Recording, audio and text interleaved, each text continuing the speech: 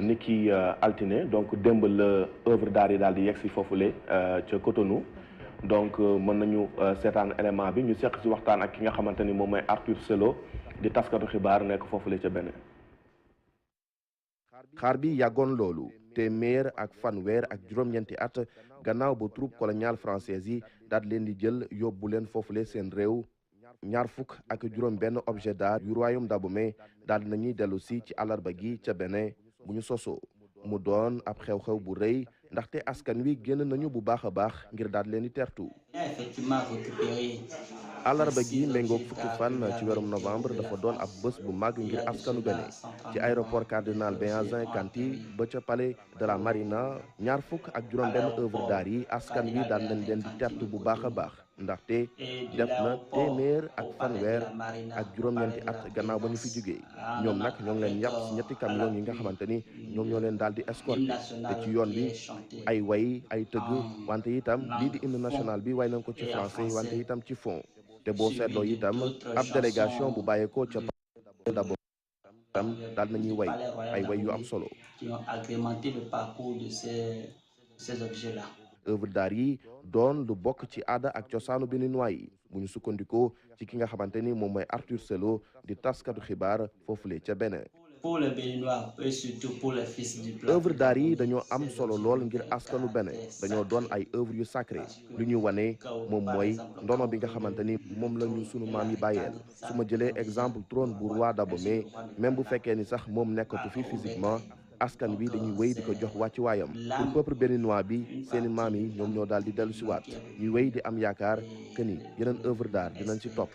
D'autres objets vont revenir comme ces 26 qui sont déjà là. objet d'art yi lee dinañ tax itam lii de koom-koom bi rawatina tourisme daal di mën a sukkandiku bu baax a baax foofule ca réew ma ci ay fànn yu bari ci gis-gisam. ci sama gis-gis objet d'art yi dinañ booster bu baax a baax li nga xamante ni moom mooy koom-koom bi rawatina tourisme bi fii ci Bénin loolu nag ci biir comme ci biti ndaxte ay touristes yu bëri dinañ bëgg a ñëw fii ngir daal di visiter suñu réew ngir rek mën a gis li nga xamante ni moom mooy objet d'art yu mystique yi wante itam doon ay objet d'art yu sacré hôtel yi itam dinañ si gis seen bopp ndaxte clients yi dañuy wéy di gën a bëri kon nag jàpp naa ñëwaat bi ñu ñëwaat fii dafa doon li nga xamante ni lu am solo pour koom-koomu réewum Bénin. gannaaw jéego bu am solo bi nga xamante ni réewum Bénin def na ko ba tey mu ngi wéy di sàkku ci France mu daal di koy delloowaat yeneen objet d'art yi nga xamante ni ay troubam jëloon nañ ko foofule ci royaume bu Abomey ci atum 1892 tey œuvre d'art yi nga xamante ni Afrique moo ko moom te ñii di réewum tubaab bi teg ci seen loxo rax ci dolli daal di leen di exposé fa nga xamante ni moom mooy seen musée yi ñoo ngi leen xayma ci 90 000 bu ñu sukkandikoo ci gëstu bi nga xamante ni kii di française bii di Bénédicte Savoy ak sénégalais bii di Felwine Sarr amal nañu ko. voilà ñu ngi koy jaajëfal bu baax maam Abdou Guèye ci élément boobu nga xam ne dafa dikkaat bu baax ci 26 œuvres d'art yooyu xam ne yegg nañu démba ca Cotonou dellu seen réew. absolument Osama Monique Sagna xam nga œuvre d'art yi troupe coloniale française yi ñoo ngi leen pillé en 1892 lors du saccage du palais royal d'Abomey. Donc c'était sous la période coloniale ku wax 1892 xam ni c'est le 19e siècle yàgg na trop. donc suñ koy calculer ça fait 139 ans bi nga xamante ni objet d'art yi nii troupe coloniale française yooyu la yóbbu nañu ko jël nañu ko yóbbu ko seen dëkk exposé ko ci seen i ay musée rawatina musée bu Quai Branly di ab musée bu mag bu nekk foofu la ca France donc mu doon ab acte bi nga xamante ni acte bu am solo la parce que c'est la première fois quand même ñuy nemmeeku li ni mel parce que on peut le dire Patrice Talon quand même c'est un dirigeant qui a un peu de poigne on peut le dire parce que déjà en 2016 le njëkk a sàkku pour ñu restituer Bénin œuvre d'art yi nga xamante ni puissance coloniale bii di France jëloon na ko donc mais mën nañu ni lu des bëri na trop parce que également œuvre d'art yi 26 la te comme ni mu ko waxee ci élément bi rapport bi nga xamante ni kii di Bénédicte Savoy ak Felwine Sarr defoon nañu ko te Élysée commandité woon ko ñoo ngi xayma œuvre d'art yi nga xamante ni puissance occidentale yi jëlal nañ ko Afrique mu ci 90 000 xam nga 90 000 boo ci dindee 26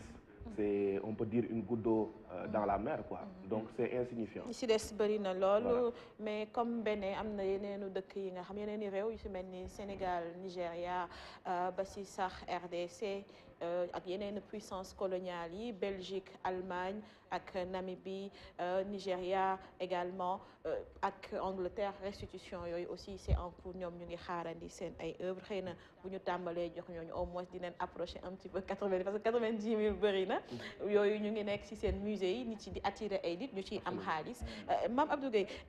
kii bi ban symbolique la restitution yi am bu ñu xoolee tey delloo bi ban solos la am nan lañ ko mën a jàngatee. alors delloo bi li ñu ko mën a jàngawee d'abord du point de vue de l'analyse sociologique xam nga Bénin dafa nekk benn dëkk bi nga xamante ni dafa am forte croyance culturelle mais également cultuelle. maanaam bëri na ay animistes bëri na également ay vaudou. te ñoom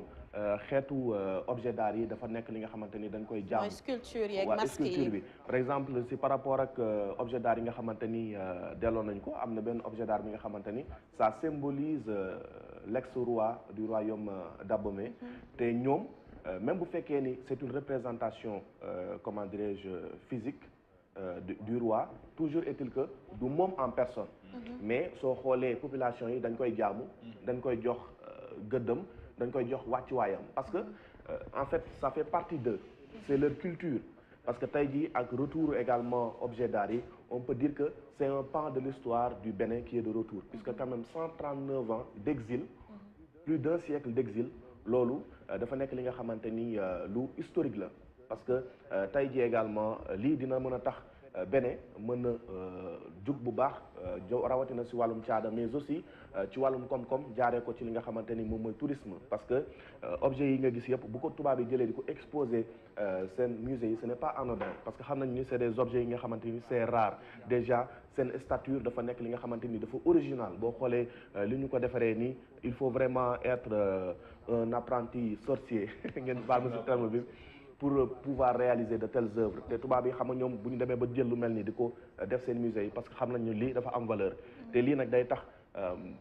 Bénin day gën a moomaat li nga xamante ni moom mooy patrimoine culturel am patrimoine culturel am parce que également askan wi ñi nga xamante ni ay animistes nañ ay vaudou nañ dinañ continuer di jaamu ñi nga xamante ni ñoom ñooy seen buur yi nii ñu jaarale ko ci statut yi. oui au-delà de yooyu nga wax affaire vaudou yi mais aussi boo toogee ba ñu delloo la li nga xam ne say maama ko moomoon. te mayewuñ ko woon dañ ko foqati ci ñoom je pense que da ngay kontaan du engouement bi am démb ci teertu bi Pape Ibrahima Ndiaye. exactement Ousmane parce que boo seetee xam nga parfois ñun ñi nga xam ne on est un peu des profanes lu jëm ci wàllum culture tableau d'art tout ça maîtriser wu ñu li nga xam ne mooy code yi les tenants et les aboutissants. peut-être que bu ñu gisee ñuy fecc ak yooyu on se dit mais ñi ñoom lu ñuy fecc ak lu ñuy way ci loo xam ne dañu ko delloo donc nanga mais c'est extrêmement important de célébrer cela parce que c'est un moment quand même assez fort mais bu weesoo loolu man bëgg naa soulever aussi beneen problème boo xam ne souvent dañ koy am parce que souvent ñun on demande mais comment on doit faire pour préserver nekk na question bu am solo boo xam ne dañ ko war a régler parce que dañu soxla ay bërëb yoo xam ne ci Afrique buñ fi ñëwee indi fay objet d'art yu am solo dañ ko war a def bërëb yoo xam ne dañ koy sécuriser parce que encore une fois même en Europe am na ay musées yoo xam ne ay vol dañ fay am ay vol dañ fay am am na ay bandes yoo xam ne dañuy cibler ay musées yu am solo dem jël fa benn objet d'art boo xam ne dafa am lu muy représenter donc Afrique aussi c'est bien que ñu daal di récupérer li nga xam ne mooy suñu objet d'art mais en même temps on doit derrière à travers une politique culturelle de protection de ces œuvres-là parce que c'est extrêmement important également. oui pin nu mu ko waxee noonu la parce que déjà xam nga objet d'art yi tey bu gouvernement bu benn décidé woon da koy mettre vente aux enchères. tey di ngay gis ñi nga xamante ni daf leen di jaral ñu def ci ay millions de dollars pour jënd ko déjà da ngay gis Pablo Picasso peintre bu mag boobu par exemple tableau rek gars yi dañ koy arracher da ngay gis ñu koy jëndee ay 40 millions de dollars et cetera c'est des choses inimaginables te lii nii booy xool moo gën a yàng fuuf Pablo Picasso parce que Pablo Picasso c'est le 20e siècle donc yii déjà c'est le 19e siècle et c'est des pièces extrêmement rares mais lii lu mu war a wane rek mooy que ni tey jii il y a une reconfiguration des rapports entre la France et ses ex-colonies que sont le Bénin, le Sénégal et les autres pays francophones mais également dañoo war a def tey de telle sorte que ni lépp li nga xamante ni France yoreel na ko Afrique lu jëm ci wàllum objet d'art yi mais également lu jëm ci wàllum archive surtout par rapport ak yenn récits wala yenn écrits yi nga xamante ni suñu érudits yi suñu homme suñu ancien suñu aïeux yi bindu nañ ko fi bàyyi ko fi yooyu également dañ ko war a négocier ba France delloo ñu ko parce que comme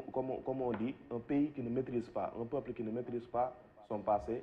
ne peut pas prétendre connaître son avenir. Effectivement. Donc c'est quelque chose bi nga xamante ni pour man c'est extrêmement important. C'est important. Et ça c'est également du soft power, comme on dit, parce que ce n'est pas de la diplomatie pure et dure, mais diplomatie bi nga xamante ni ça part de la négociation. si ngay mën a am li nga bëgg parce que quand même comme je l'ai dit tout à l'heure 26 œuvres sur 90 000 c'est insignifiant. ci ngay mën a am li nga bëgg négociation bi parce que boo seetee sax négociation moo andi loolu parce que c'est des biens inaliénables par principe. mais